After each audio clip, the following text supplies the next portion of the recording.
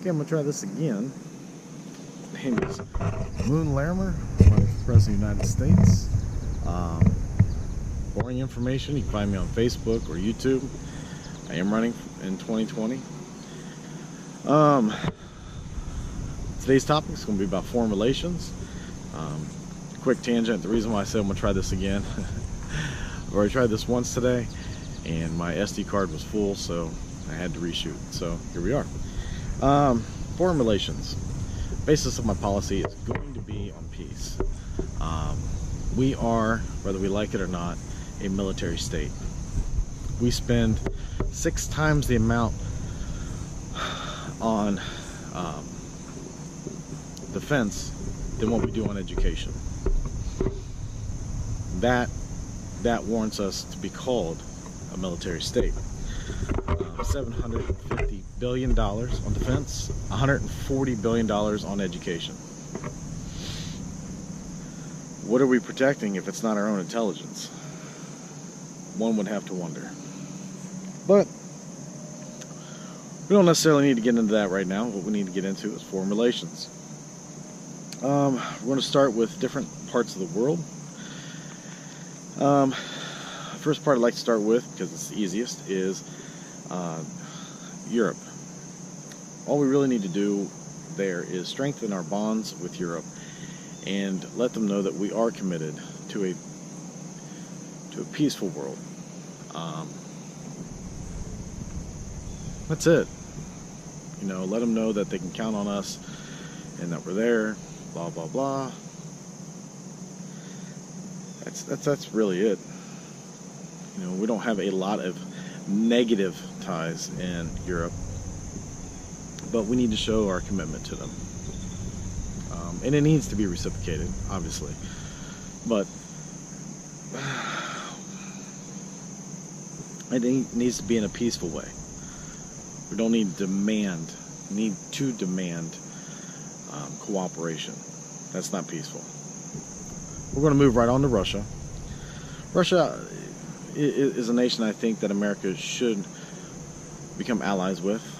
Yeah, their governing body is different than ours, but that's what America's all about, is working with each other even though we do things differently. We see things differently. Russia is, in every sense of the word, strong, capable, self-sufficient, self-reliant.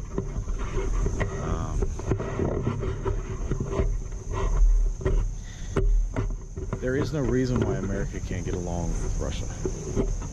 We could help each other's economy, we could strengthen each other's borders, and be a great ally when push comes to shove. You know, Russia displayed that in a great way nearly 100 years ago. During World War II, what ended World War II was Russia. You know, we believe that we were taught that dropping the atomic bombs, that was the end of it, and Japan just surrendered. No. Japan kept going. The atomic bombs didn't slow them down, didn't even deter them. When Russia marched on Manchuria, as Stalin had promised FDR, even though FDR had passed away, Stalin still kept his promise, which Russians are renowned for keeping their word. They marched on Manchuria, the Japanese quit within the week. I actually wanted to believe that it was within a couple days, if I'm not mistaken, but no longer than a week. They surrendered. Nobody really wants to fight Russia. Nobody really wants to fight the US. Who would want to fight us both if we were strong allies? Of course, there's a lot of things that we would have to discuss, and there's a lot of things we'd have to put behind us. You know, America's done a lot of terrible things to Russia. Russia's done a lot of terrible things to America. We would have to act like grown-ups and just get past it.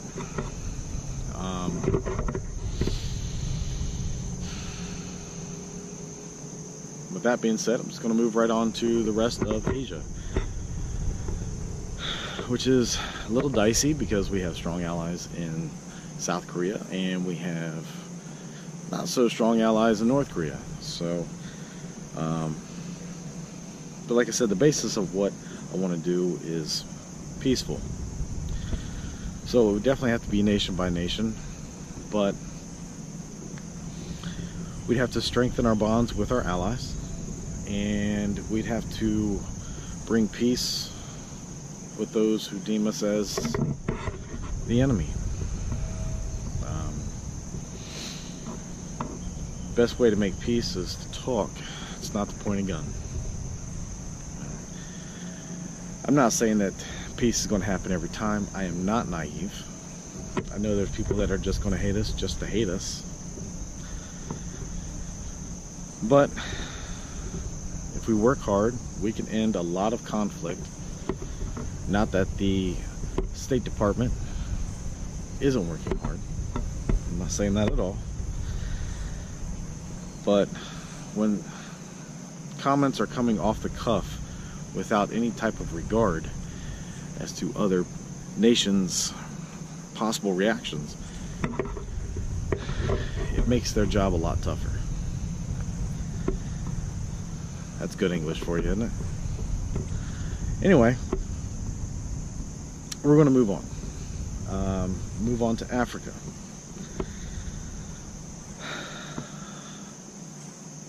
You know, be honest with you, all of our media covers everything except Africa, unless there's some dire situation in Africa. So there isn't a whole lot of relations that I'm aware of between Africa and the United States. That's sad. It is. But we would definitely have to strengthen the bonds between every nation in Africa and the United States. It is a growing market. It is unstable. And we could do right what we've set wrong in every other nation. We can work with the nations to make them more stable and help grow their economy as they see fit, not as we see fit. Sure, we're going to have some give and take. Absolutely. You know, I help you succeed, you help me succeed. It's pretty basic in that regard. But that's not the policy America has usually stood by. It's, you do as I say and you might succeed, but we definitely will. And I'm going to move on to Latin America because no one knows that premise better than Latin America. I saved Latin America for last because America has done Latin America wrong. There's no way around it. It's real simple. We have removed democracies, yes, that's plural, and put in dictatorships. That doesn't make any sense by anyone's standard.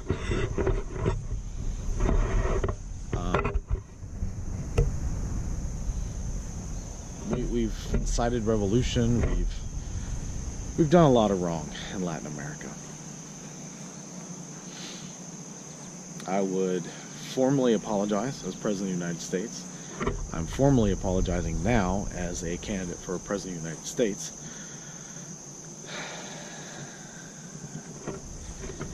And that's that. You know, we really have to work with those nations to make both North and South America, both of those continents, stronger than where we have it now. More secure and more beneficial to all of America. And when I say America, I mean North and South America, the two continents, not the United States of America. see next on the list, the tariffs. I would end all tariffs that we currently have in place.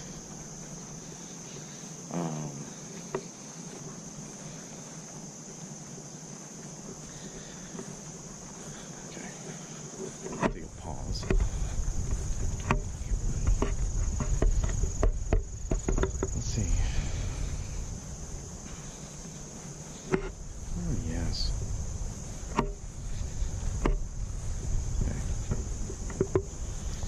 Okay.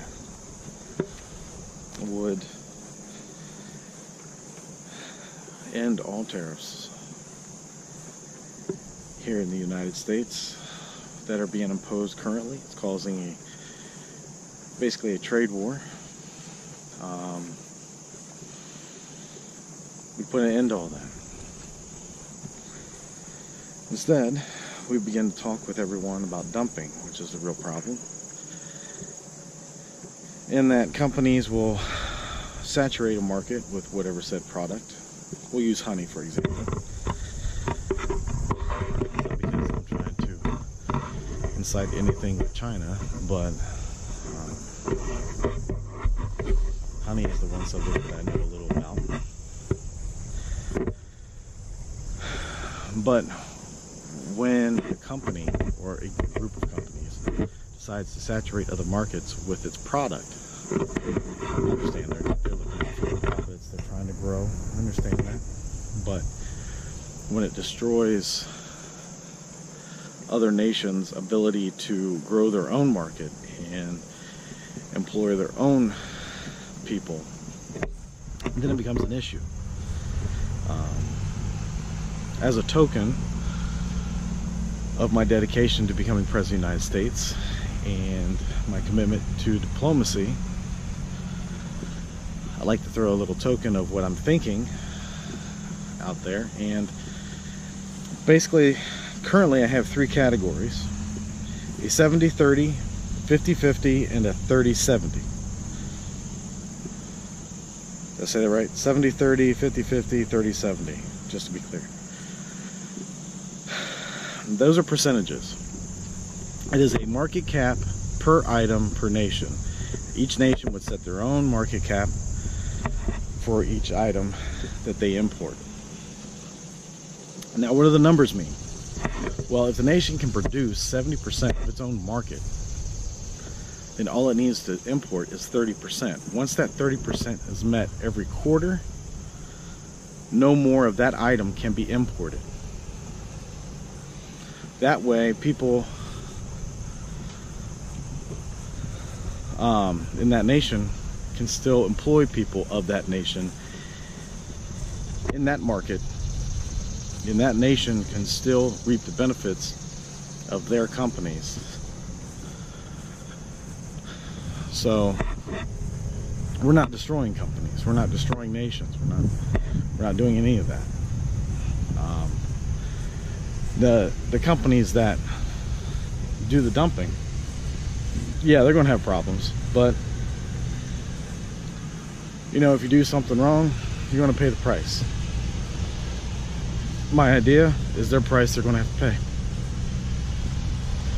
pay. If other nations agree that it's a good idea and we can expand on it, you know, obviously it's just an idea at this point. But it's something that we could start with and build on. It's also very simple to follow, so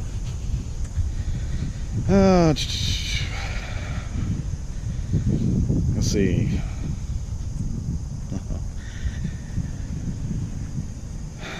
Talked about every area of the world, ending tariffs, dumping, be a peaceful nation.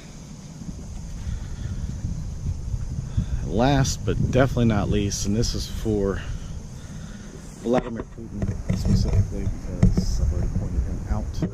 Well, I pointed Russia out. You know, every nation is going to want to understand what our terms are as far as a cooperative peace with the United States of America, with me as President of the United States of America. It's really simple. There's two extremely irritating factors that I'd have to stand by in order for real peace to sink in between the U.S. and whatever other nation. Freedom of the press and freedom of speech.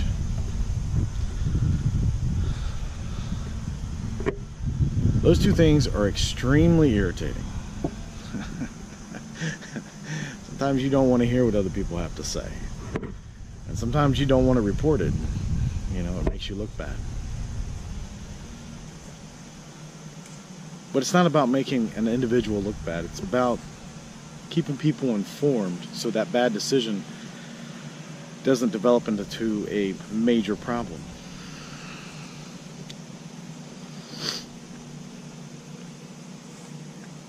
Freedom of the press and freedom of speech allows people to communicate and discuss things openly without fear of their government.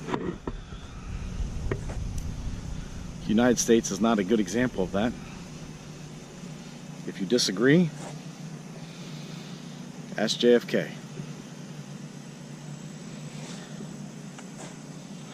Ask Martin Luther King.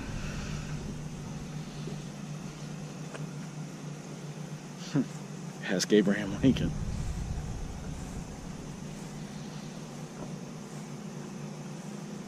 And yet we still resist and we still try to tell people what we think.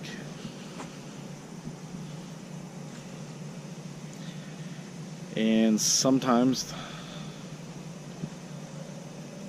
in the recent history, sometimes the media reports things that the government doesn't necessarily want reported. Not always. Not always at all. Our media has since become a state-controlled media. That's why everyone flocks to the internet to get their media source. Because people are now aware that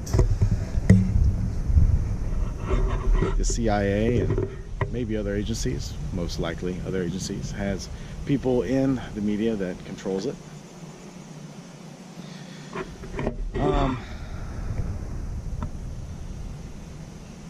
But nevertheless, freedom of the press and freedom of speech is essential for peace and prosperity in dealing with foreign relations with other nations, as me as President of the United States. I would not use the U.S. troops or U.S. markers to keep track of that. I would leave that up to the United Nations. Keep everything on an even playing field. I think that's reasonable. America does not have to control every aspect of everything all over the world. That is insane to even think or consider.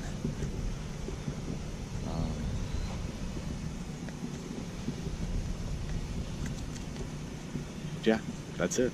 Those are my 2 points. And they're irritating. I really don't like to hear what people say sometimes. But people don't always like to hear what I have to say. So it's a two-way street. Anyway, my name is Mun Larimer. I'm running for President of the United States on behalf of the Union Party, which I am currently the sole member of.